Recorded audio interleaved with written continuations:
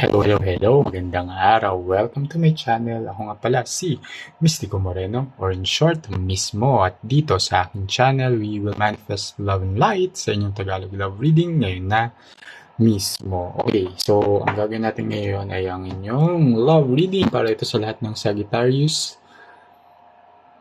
And this is for the collective. So sana mag-resonate. Just to remind everyone that this is a collective reading, a general love reading. Nabulol pa. So it may or may not resonate with everyone. Okay, so take whatever resonates, leave the rest behind. Kapag hindi talaga, huwag pilitin. Abangan nyo na lang yung mga susunod ko pang love reading kasi baka hindi ko pa natap yung energy nyo today. So, baka yung mga next videos mag-resonate na sa inyo or panoorin nyo yung mga past videos na na-post ko na, baka isa doon ay mag-resonate sa inyo. Okay? Kasi ang tarot and oracle readings naman talaga ay timeless. Okay, so bubunot ako ng 6 na cards from this deck. So, 2 for the recent past, 2 for the present, and 2 for the near future. Tapos, further clarify natin siya with the other deck. Okay? Sige, simulan na natin.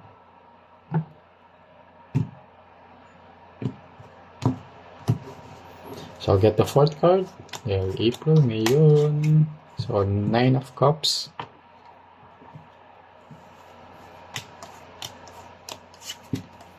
Oh, the Devil. Okay. Page of Wands. And 5 of Swords at the present moment. And in the near future, 5 of Cups. And 7 of Cups. Okay. Okay, I'm just going to interpret anong lumabas sa card, okay? So, bottom of the deck, High Priestess. Ito yung energy na hindi nyo na kikita but nangyayari sa relasyon. Okay, so you might be dealing with a Capricorn and Cancer or Pisces. So, doesn't have to, yun lang yung strong energy na nasasagap sa reading na to, pero check nyo na rin yung kanilang Moon, Venus, and Rising placements. Baka sa mga nabanggit kong zodiac signs yun yung placements nila. Okay, so in the recent past, okay, you felt na there's contentment sa relationship, na you felt fulfilled, satisfied, ganyan. Pero actually, yung person ninyo, I mean, that's how your person tried to parang made you feel in the recent past. Pero it's all an act. So, medyo may manipulative tendency yung person ninyo to show na mahal nila kayo, pero in reality, hindi naman. So, I don't know ano yung motive nitong person na to, pero let's find out. At habang binabalaso ko to, gusto kong magpasalamat sa lahat ng Sagittarius na patuloy na sumusuporta sa aking channel. Thank you so much po sa mga bago. Please support my channel by subscribing. At sa inyong lahat, please like this video. It helps the channel grow. And ayun, kapag nag-grow yung channel ko, mas marami pa akong magagawang love readings para sa inyo. So, maraming salamat sa lahat ng inyong support. Okay. Sige, let's see why ito yung card na lumabas.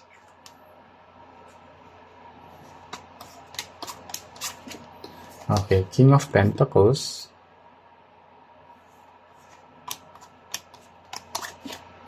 And Knight of Wands.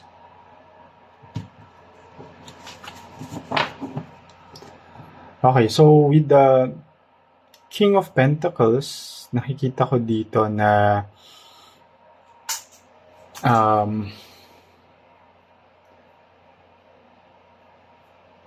yung there's abundance in the recent past, ha.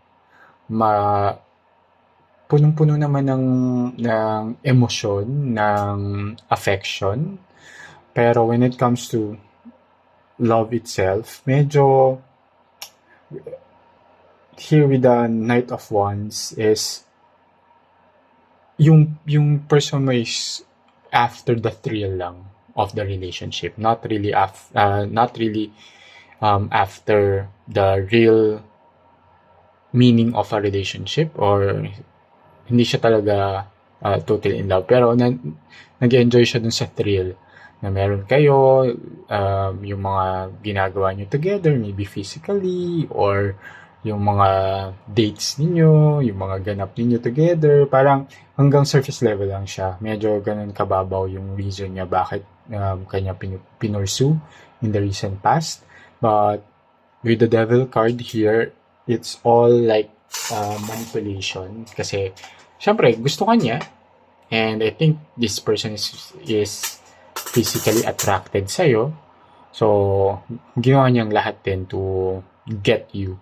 Pero, and pinalabas nga niya na there's so much faithfulness, abundance, love in the relationship. Pero, it was all an act para makuha ka niya. And at the present moment, okay, with the Page of Wands, it's just because Page of Wands is a card of infatuation. Parang medyo, yung energy niya is flirty-flirty lang, ganyan, mga hanggang doon lang. Hindi na siya lumilevel up into something intimate. So yung medyo nakikita ko din dito na ilag yung person niyo when it comes to intimacy. And at the present moment, nakikita ko dito with the Five of Swords, maraming red flags itong person ninyo. Medyo egoistic din siya. Saka may maraming talagang conflict between the two of you. Conflict of interest, conflict when it comes to values, how alam mo yung goal mo in a relationship, saka goal niya in a relationship. Kasi ikaw, ang nakikita ko, you're into long-term relationship, pero in person mo is just something casual. Ganon. So, lalo na with the Page of Wands nga na mababaw lang siya, very, fun, ganon, yung habang niya sa relationship. And it's making you sad. So, especially with the Five of Swords talaga, ang daming red flags talaga nitong person ninyo. Okay? So, tignan pa natin yung detalye, bakit ito yung present moment.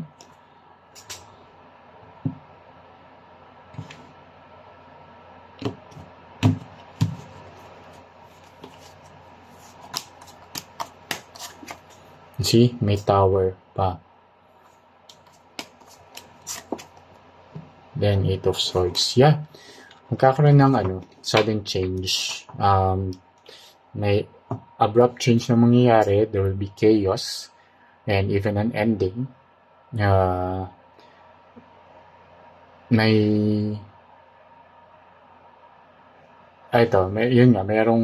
just interpreting what's in the card na eventually aalis din tong person na to. Okay? Dahil nga, una, magkaiba kayo nga ng goal sa relationship. And since ito rin yung person na hindi ready na mag-commit. Talagang for fun lang siya. And with the Tower, there will be some revelation. May malalaman ka na with even further lead to an ending in the relationship. Plus with the Eight of Swords, it's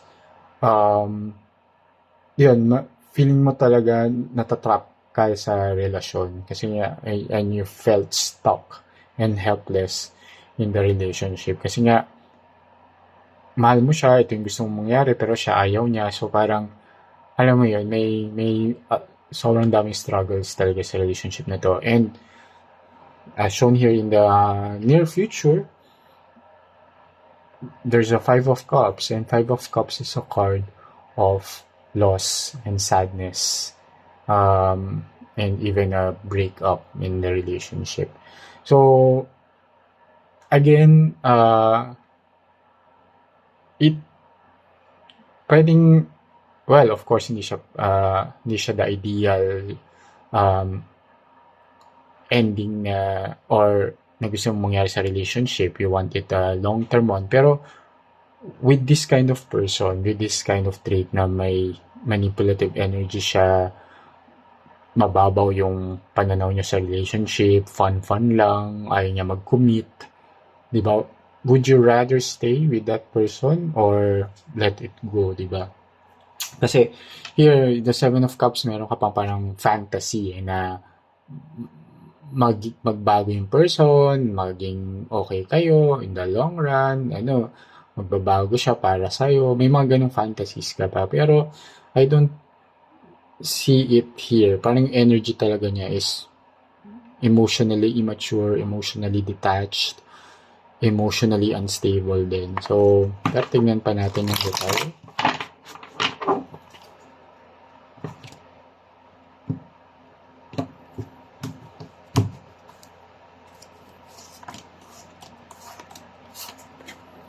Yeah, King of Cups and Eight of Cups. Yeah, see? So, sinasabi dito nga, yung idea mo of yung energy of King of Cups na the relationship will be stable, secure, and your person will be loyal. Sinasabi dito with the Eight of Cups that you have to let it go dahil hindi siya mangyayari. Okay? Some more here, you have the High Priestess energy you don't see coming. See? Plus, bottom of the deck of this deck is Four of Cups, which is a card of emotional detachment. So, na-confirm ko lang, hindi siya talaga emotionally ready sa relationship. Plus, with the High Priestess, marami tong mga sikretong tinatago. Marami siyang mga hindi sinasabi sa'yo na yung iba na nare-reveal na lang along the way. Yun. That's why there's a Tower moment. May mga revelations. Pero ang dami niyang mga nililihim sa'yo na lumalabas na lang as you deepen the connection. Ayun. So, sana nakatulong itong reading na to. Abangan nyo na lang yung mga susunod ko pang love reading. Dito lang sa aking channel. Ako nga pala si Mystico Moreno, or in short, mismo, Kita Kids. Ingat!